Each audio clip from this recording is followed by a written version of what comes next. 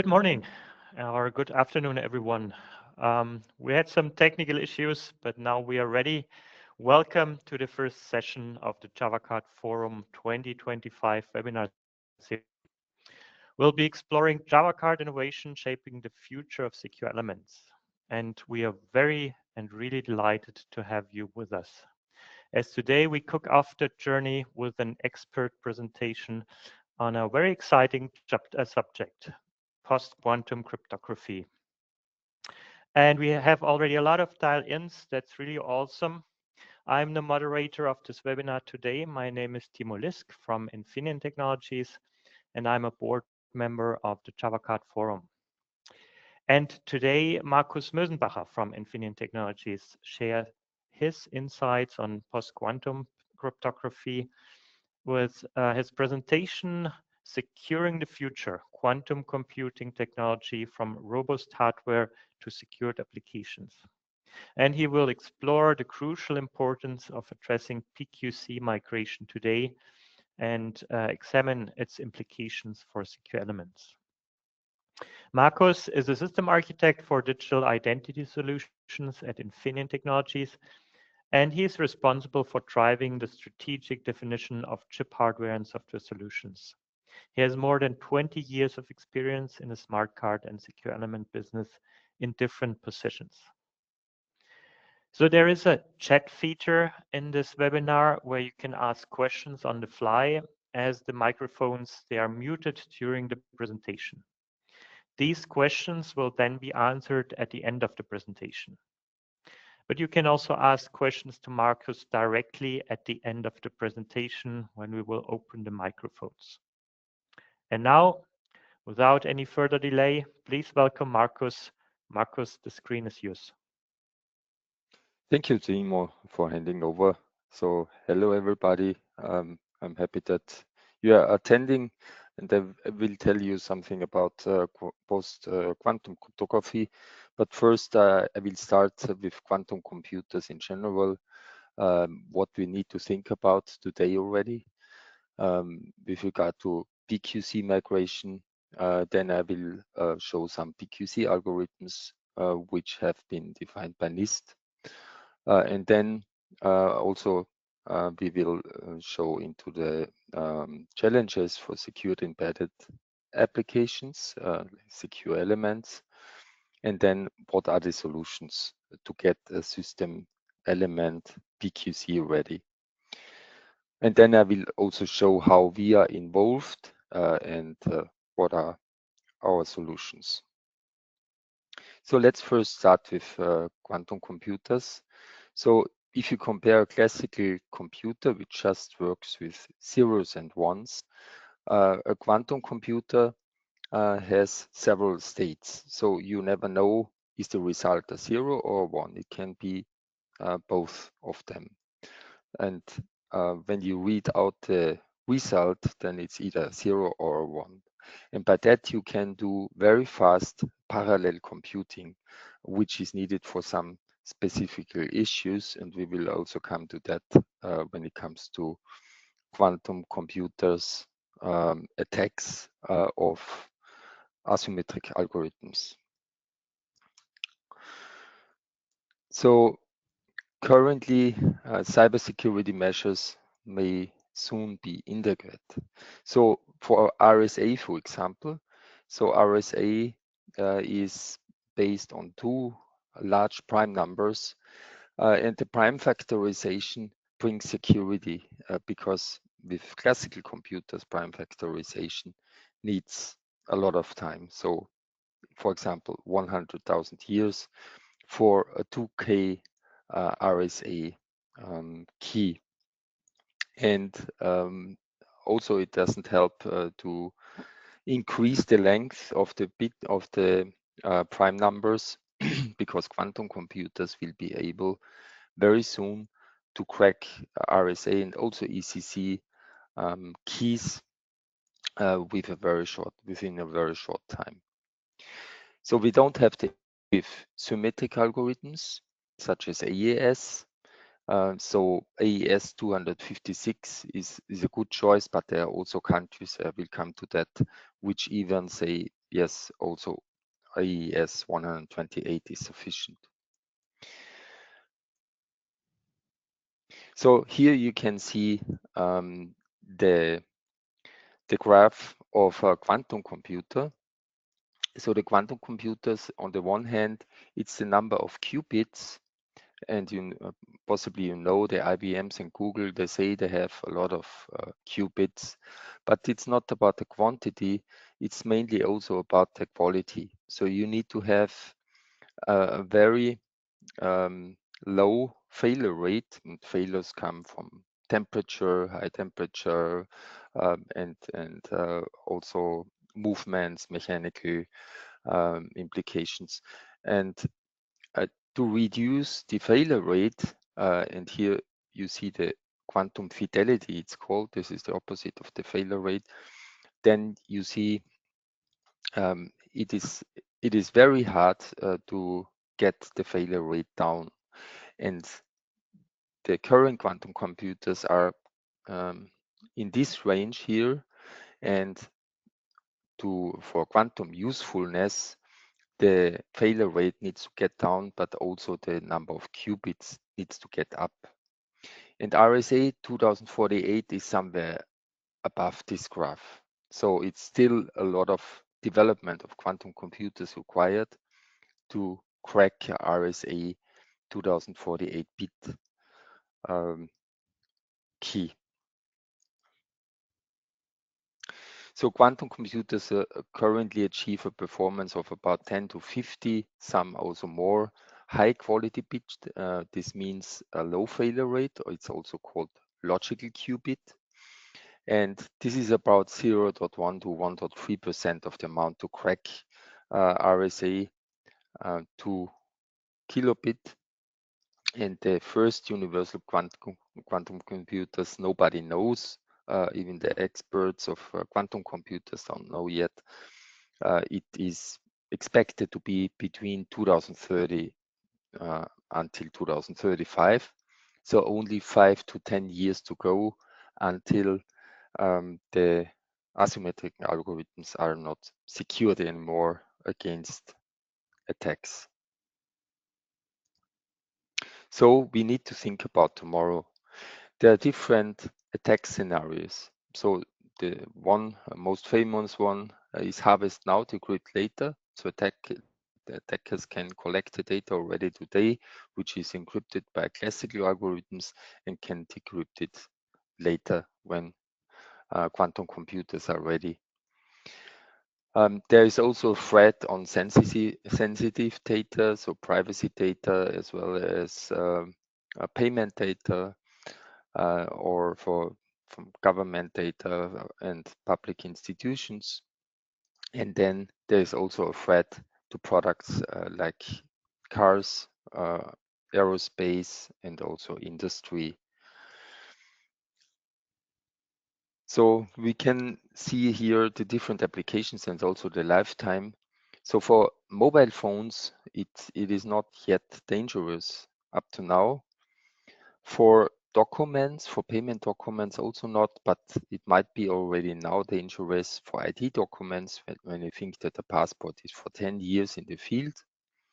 And for automotive, yeah, cars are up to 15 years in the field, and for them, we need also to think already today about tomorrow with securing cars against quantum attacks.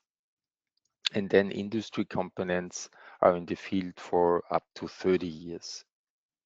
So the big question mark is here, the Q day. When will the Q day be?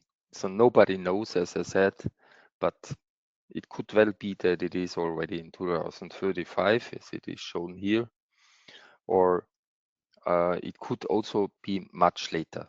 But we need to be prepared in a way to expect that it comes in the next 10 years, 5 to 10 years.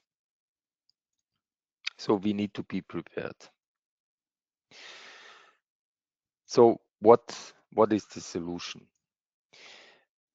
So the use of the algorithms, which are based on prime factorization or other mathematical problems, is not possible much longer anymore. And it also has to be, the new algorithms have to be implemented in conventional hardware. And the first standards have been developed already by NIST and are also available. A challenge is, of course, also the infrastructure. For large infrastructures, it needs to be avoided that the cost gets too high, that it goes fast. In quantum computers, evolution will not wait. So, as I said before, it can be within the next 5 to 10 years. So field update needs to be enabled.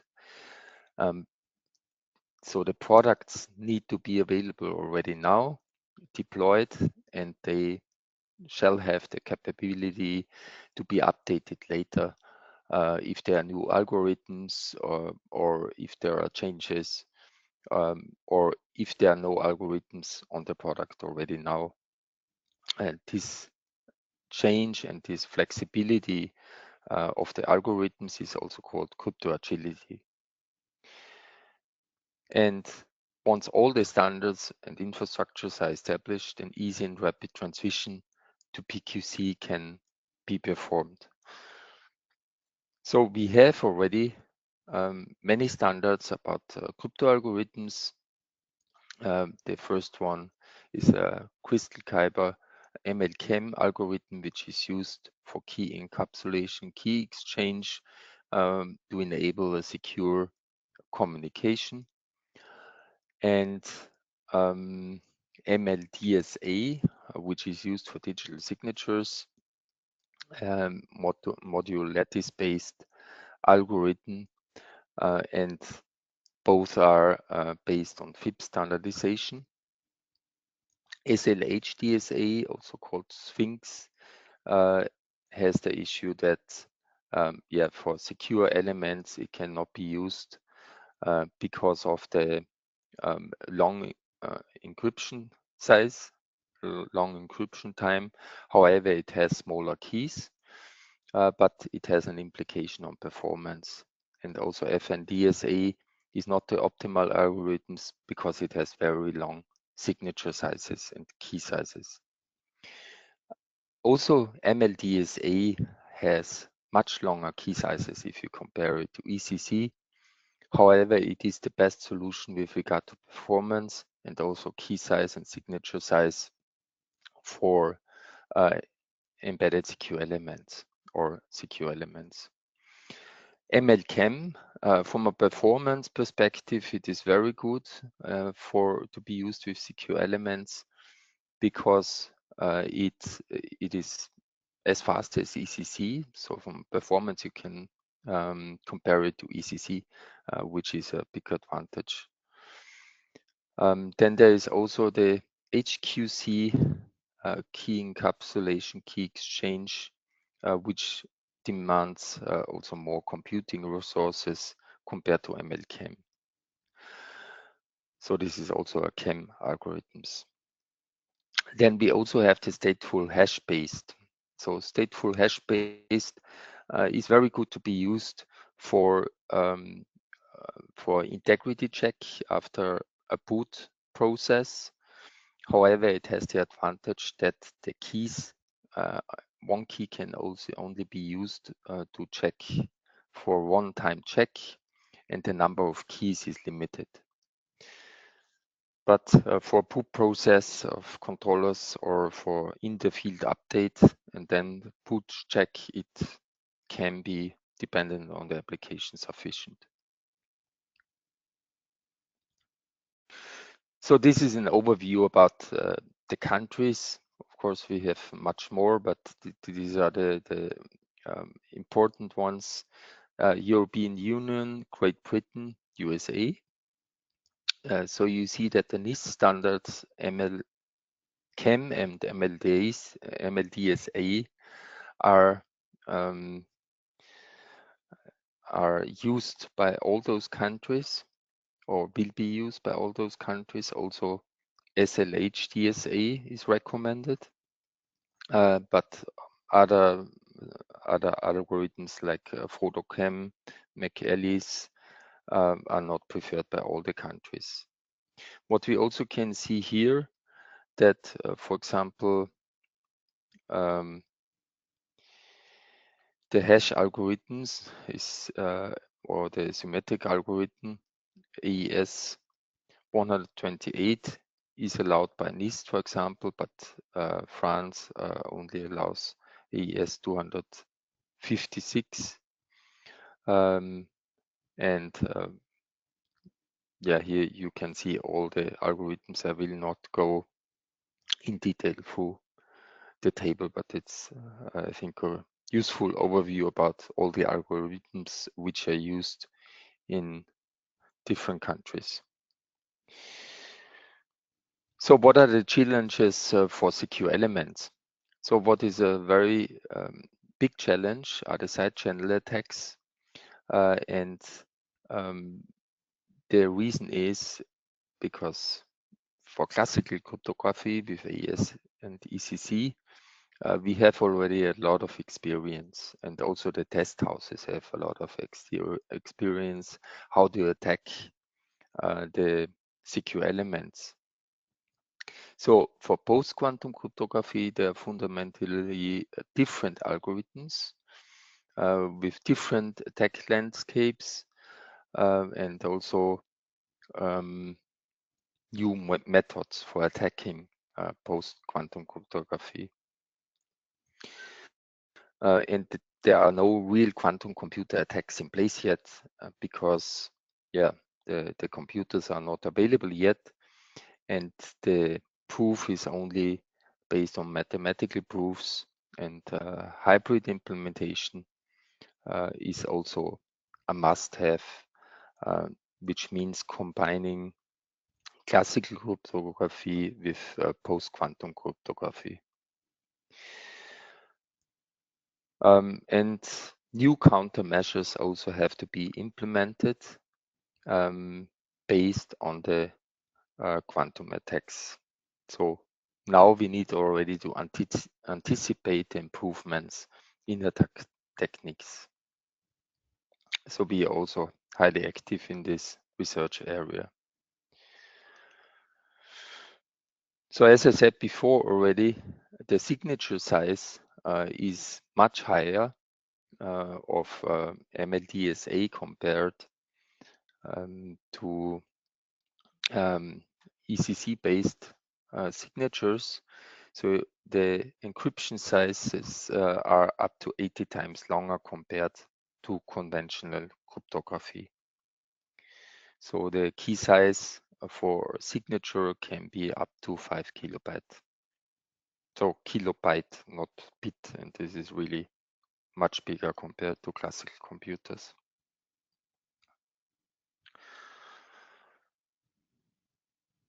So solution for secured embedded applications. So what we have already, we have a security controller, we have the hardware at Infineon. The PQC algorithms are also available, and they are implemented in firmware. Also, due to crypto agility, it makes a lot of sense to have implementations in firmware, but also the security controller is optimized to support PQC algorithms. So what is missing is the implementation in hybrid mode, the protocols, and the applications. So the application standards are not available yet. Many standardization groups are working on that, but up to now there is no application standard available.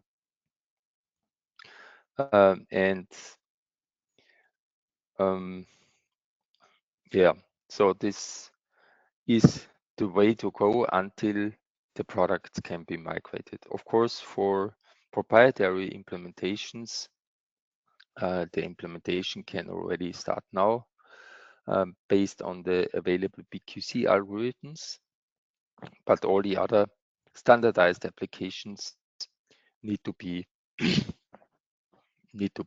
defined. So let's come to JavaCard a bit. So the status currently MLChem and MLDSA APIs including keys, are in definition. For example, the signature generation and verification is based on the existing Java Card API, and big keys and signature buffers for efficient usage is the biggest challenge, and the timeline is not defined yet. So if you take a view, so this is Infineon's view on the different applications, because we are also engaged in the standardization activities, and we see that the urgency of migration for automotive is very high. As we know, cars are much longer in the field than 10 years. And the issue is that there is a complex ecosystem. There are many players.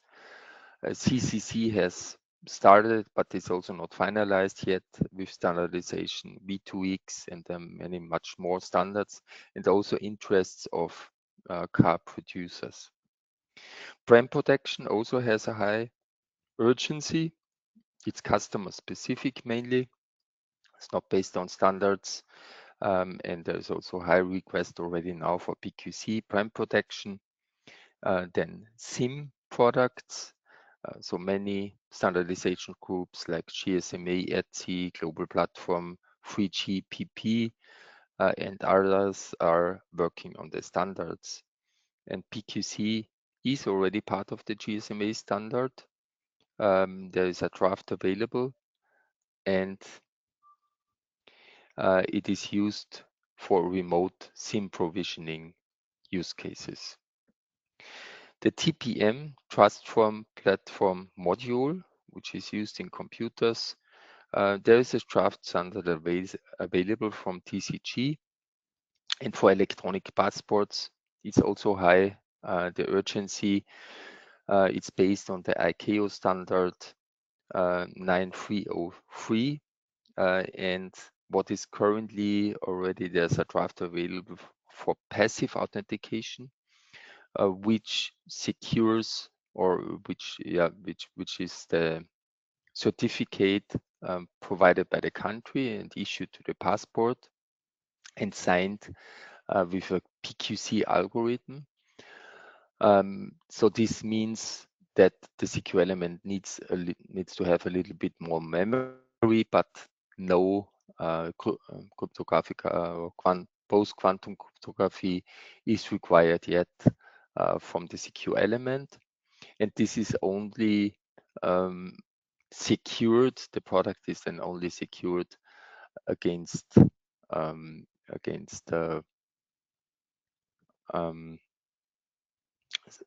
so it is secured, and it is shown that the content of the secure element comes from a specific country, but it's not secured against cloning. So you could use the same data set if it's exactly the same in another secure element in theory. So all the other algorithms which are required for passport, like CAM, secured communication, active authentication, chip authentication, terminal authentication, they are currently in work, and it's not expected in the near future that there will be a change. So for PIV, it's expected that it comes somewhere in 2035.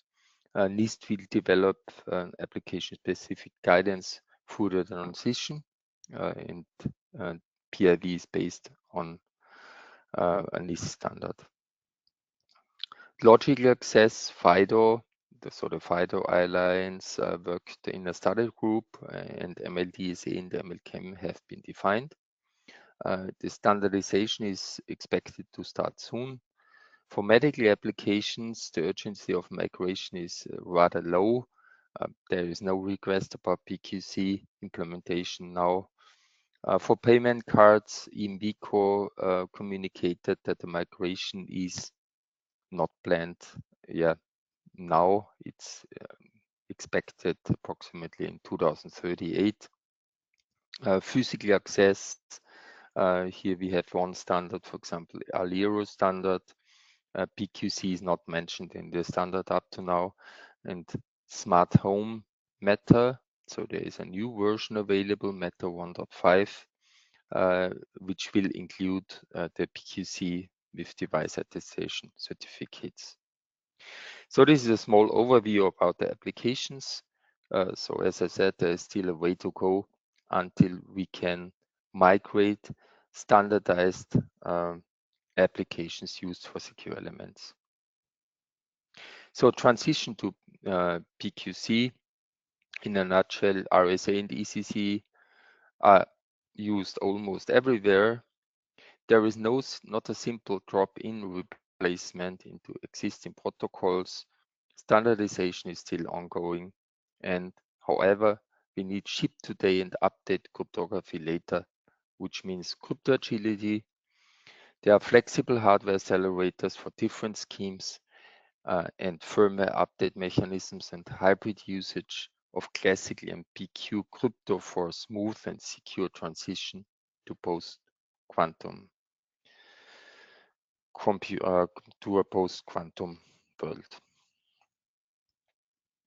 So what is Infineon's way towards PQC secured applications?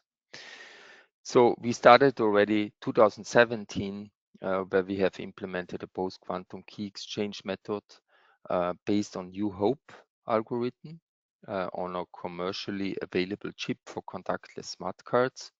And since 2018, Infineon has been actively involved in several funding projects, and we have published numerous pioneering papers. In 2022, we released our first product, the Optiga TPM, with a quantum resistant firmware upgrade based on XMSS. And Infineon also actively contributed to the development of Sphinx Plus stateless hash-based signature schemes, which has recently been standardized by NIST as SLH DSA. In December 2024, we released the first secure element certification ERL6 Plus for post-quantum cryptography MLChem, and we are proud of that. So here you can see the certificate, and also we had a press release together with BSI, and here also can see the quote of BSI. Meanwhile, we have, so this is this certificate, the first one was a SIM-based product, and now we have already certified product to be used for dual interface use cases in cards where MLDSA and MLChem are certified. So we are the first market player to offer hardware with dedicated PQC coprocessors. It's based on our Tegrion hardware product family, which uses Integrity Guard 32, which helps against side-channel attacks, especially for long-lasting security. And we are partnering with customers, partners, with the academic community to be prepared for post-quantum cryptography. And we have a global team of experts and researchers which are dedicated to PQC. So we can help you to bridge the gap between quantum theory and practical applications. So thank you for your attendance, and let's work to achieve future-proof security in the era of quantum computing. And it's important to do it now and to think about it now. Good. Thanks a lot. Are there any questions? Yes, they are, Markus. So first of all, thank you very much for this very interesting presentation on this very important topic. Now, so I already see one question in the chat. Now I will read this first, but also the microphones are now open, and so feel free to ask your questions afterwards directly. But first of all, I'll ask this one question. The key size and memory requirements, NVM and RAM, are too high for PQC algorithms like modular lattice-based CAM, and it requires significant processing time for ECDH and signature calculations. So how can it fit in existing resource-constrained embedded secure element hardware? Is upgrade required at secure element and hardware side as well? Please, Markus, can you answer that? If what is required? Sorry, the last one. Is there an upgrade required at secure element and hardware side as well, so that those calculations can be done on a secure element? Yeah. Yeah, thanks a lot for the question. So first, the preferred algorithms, and so it's also a market view that MLDSA and MLChem are the most optimized algorithms um, with regard to key size and performance. So what is very important is yeah, key size, of course, and performance for restricted devices as secure elements are. And yes, there have to be done changes in the memory, especially also for the RAM memory, because it's otherwise it would not work with these big key sizes. And also the NVM memory needs to be extended because you have hybrid implementation, which means classical and PQC algorithms have to be implemented. You have higher key sizes, and also the security is a challenge. So side channel attacks are harder to be secured, and also for that, Infineon has chosen the integrity guard, which helps also to be secured against side channel attacks. So it's really a new, yeah, some a new architecture of the security or of the secure device. However, it's also possible to implement it with classical um, products. So we did it already in 2017. With this product had a big RAM memory size, also big NVM. However, you need to implement much more security measures, and this product was not certified. And if you do it on a classical product due to secure implementations in software, you will lack of performance. So the performance will be very weak of such a product. So I understand correctly that today there are products available in the market, both for secure elements, so embedded security, but also even for contactless smart cards that supports this bigger RAM and also the computing power to run, for example, an MLChem and MLDSA, correct? Exactly, Timo. Yeah, Those products cool. are available, and they also provide high performance. Yeah. So is there a question that you would like to ask directly? So just open a microphone, go on unmute and ask the question.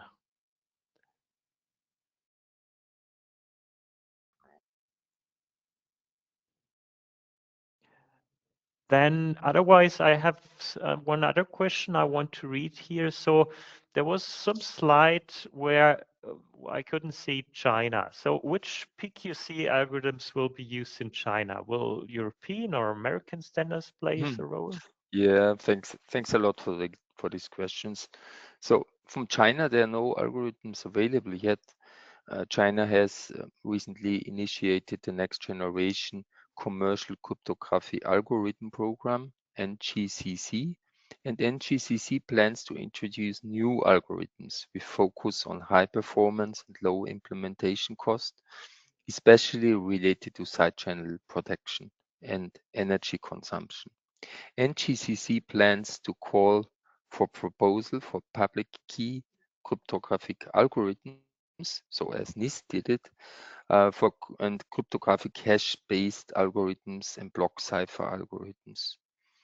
And the Institute of Commercial Cryptography Standards, ICCS, is mainly responsible for research and cryptography, cryptographic standards. ICCS plans to select the next generation public key cryptographic algorithms, NGCC PK cryptographic hash algorithms, and block cipher algorithms in about 4 years, 2029.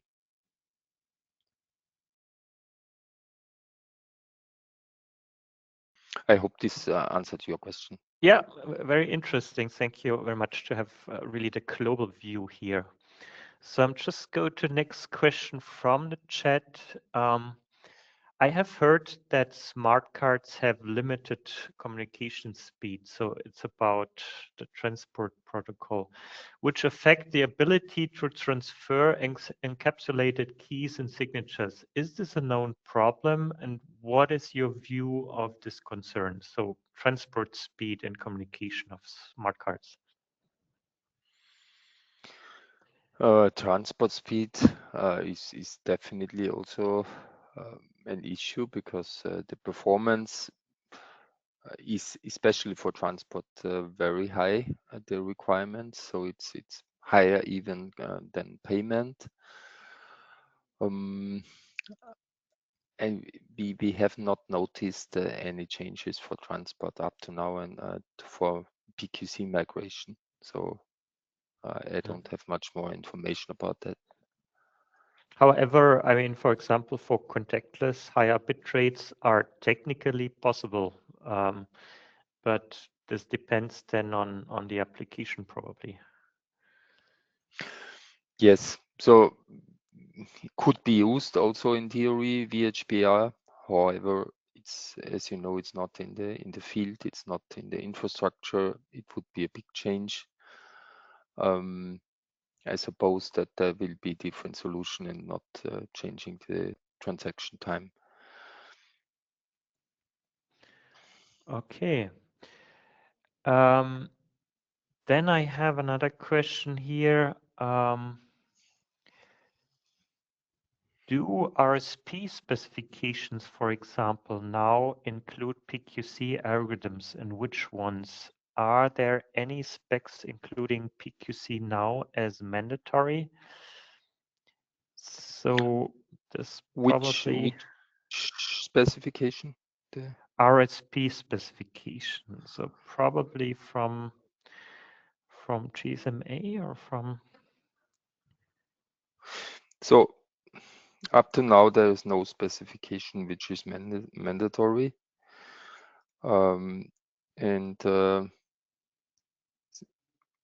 And for CSP, RSP, yeah. RSP. So if we cannot answer this question now, so if you want to be more specific, please open up your microphone. Otherwise, we'll go to the next question, or maybe there's also somebody else. So sorry, I needed to look it up. So with RSP, you mean remote SIM provisioning, right? Probably, yeah. I think that's it. So the space. There is no standard available, but when it will get mandatory, I'm not sure about it. This needs to be defined by GSMA also. And there will also be a migration phase because not all the phones can be updated. The phones in the field cannot be updated at all because also the devices need to be prepared for post-quantum cryptography. And yeah, one or the other time it will be mandatory, but I can't tell you when because it also depends on the Q day.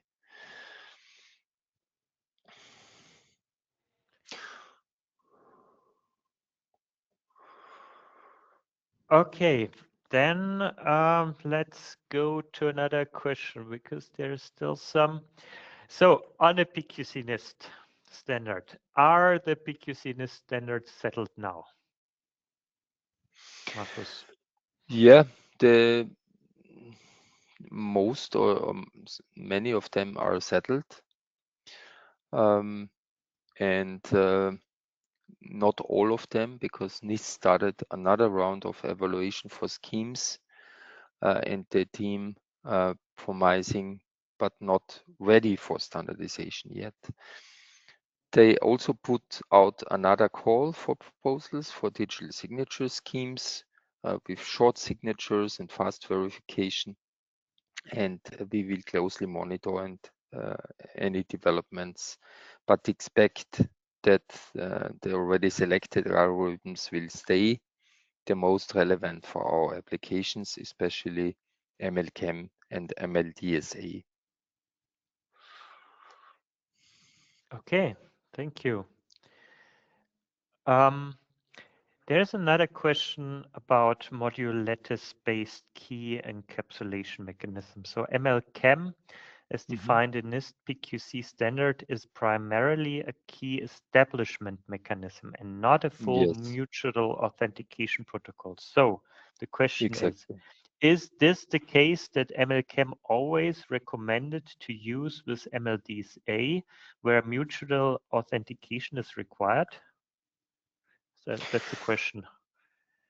Uh, so there is a definition in global platform of mutual authentication which uses MLChem, and it doesn't always need also MLDSA. So MLChem can be used, and then with a classical AES communication, the communication itself will be secured, and the key exchange is based on MLChem. But you can look it up also in the global platform specification SCP-12, where there is already a very good draft available of this Okay, protocol. that's interesting. What's the specification you just mentioned? It's global platform SCP-12. SCP-12. Yes. Okay, thank you. Another question on PQC algorithms. What PQC algorithms are recommended for integration into embedded applications? And how do we choose the most suitable ones? Very generic question. So as it is for restricted devices, we need to take into account the key size, the signature size, and also the performance, and how it can be secured against side channel attacks, because this is not the same for all of them. And the industry um, has chosen the most optimal algorithms, even though signature keys are also high, but lower than compared to other ones, is for signature MLDSA and for key exchange MLChem. Okay, thank you. And now I have a question here from the chat, refers to the slide which by the way, I found really great, where you have the urgency per application of PQC, yeah, that we see. Now the question is, it says, good morning, how did you rank the urgency of using PQC for these use cases? If I remember Yeah, correct, payment and medical are not in the urgent list. Why? So how did this ranking? yeah, so there are different aspects. So on the one hand, it's the lifetime of the product. So automotive security, it has a long lifetime, and therefore migration needs to start as soon as possible. Brand protection, we see this is a customer feedback. So there are different aspects. As I said, for payment, it's based on the INVICO statement that the migration is not needed now, but approximately in 2038, because offline authentication is not used that often, and therefore we ranked it low. So this is really, as I said before, this is an Infineon ranking. It's not official one, but I think it makes sense to have, also first to see that we need to think about it, how urgent it is, and also for us to understand how the urgency is. For TPM, for example, there are draft standards available already, and therefore we can also assume that the urgency is rather high for TPM. for passport because it's about privacy, and there is already a draft standard for passive authentication at least, and this is already securing the gene, so securing and the proof that a product comes from a specific country. So this is really subjective migration, but I think it makes sense.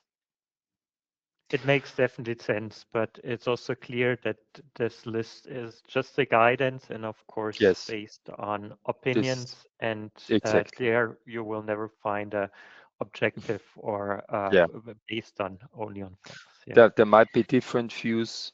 However, this is our current view, and it can also change. So in 2 years, possibly it will be different. So maybe EMVCO changes the mind or whatever. So there can be changes. There will be changes. Yeah, definitely. So are there any more questions you would like to ask via the microphone? They are open. Just unmute yourself. Ask the question. I don't have any more questions in the chat that I am able to answer or that I'm able to ask.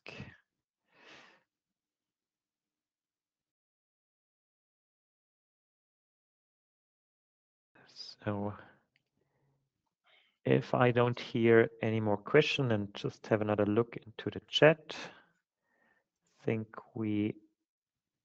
here is one question we haven't answered yet.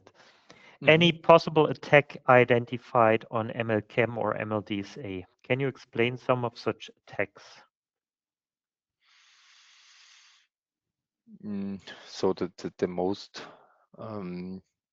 so the most critical is side channel attacks, but up to now no attacks have been identified.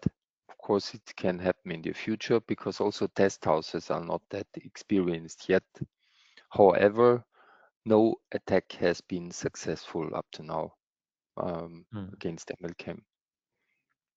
Okay. And then there is a last question that probably I will. No, there's one. Is GP SCP-12 spec released officially? No, I don't think so. Yeah. there's a very good draft available, but it's not released yet. Yeah. So only 2 members probably. Yeah. GP Yes. or subscribers.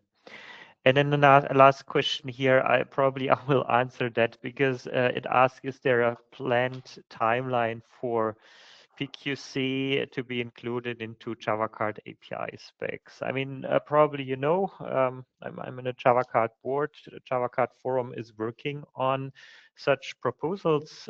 Usually the way is that JavaCard forum proposes this to Oracle, and then Oracle decides, because Oracle owns JavaCard technology, decides about when they include this into the spec. But there's no roadmap for this, and JavaCard licensees have to contact directly Oracle for those questions. With this, I think I have answered I've read all the questions from the chat, and Markus, you answered very well. Thank you very much. And thank you everyone for participating in today's webinar, and we hope you enjoyed it. As usual, the presentation and webinar recordings, they will be posted on the JavaCard forum website. So you can watch that again, or you can also recommend this to your colleagues. Thank you, Timo, and thank you all. Sorry, Timo, for interrupting. Thank you, Markus. Yeah, and just a last statement, if you haven't done so already, please sign up also to the other 5 webinars in this series. So next week we'll continue with a webinar about automotive and secure elements in automotive industry. And yeah, have a good rest of your day. Bye-bye. Thank you. Bye.